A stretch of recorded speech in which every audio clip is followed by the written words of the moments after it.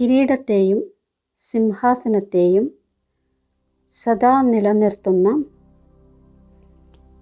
നിരന്തരവും സ്വാഭാവികവുമായ യോഗികളായി ഭവിക്കട്ടെ.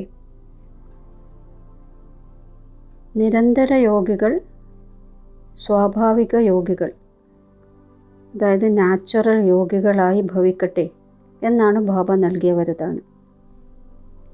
എങ്ങനെയാണ് നിരന്തര യോഗികൾ ആകുന്നത് എന്ന് നോക്കാം. ബാബയുടെ എല്ലാ കുട്ടികൾക്കും വർത്തമാന സമയത്ത് കിരീടവും സിംഹാസനവും ലഭിക്കുന്നുണ്ട്.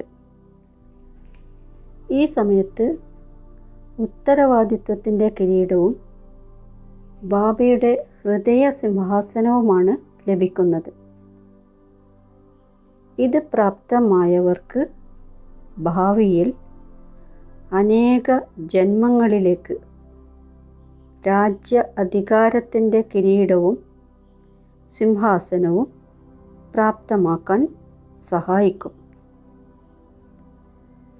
വിശ്വമംഗളത്തിൻ്റെ ഉത്തരവാദിത്വത്തിൻ്റെ കിരീടവും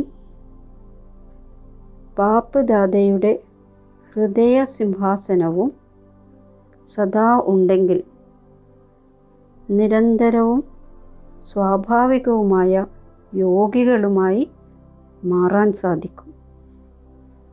അവർക്ക് ഒരു തരത്തിലുമുള്ള പ്രയത്നം ചെയ്യേണ്ട ആവശ്യം വരുന്നില്ല.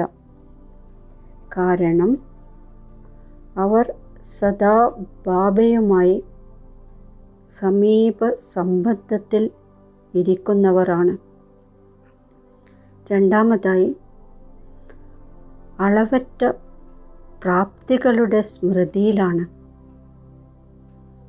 എവിടെ പ്രാപ്തികളുണ്ടോ അവിടെ ഓർമ്മയും സ്വതവേ ഉണ്ടാകുന്നു. ഓം ശാന്തി.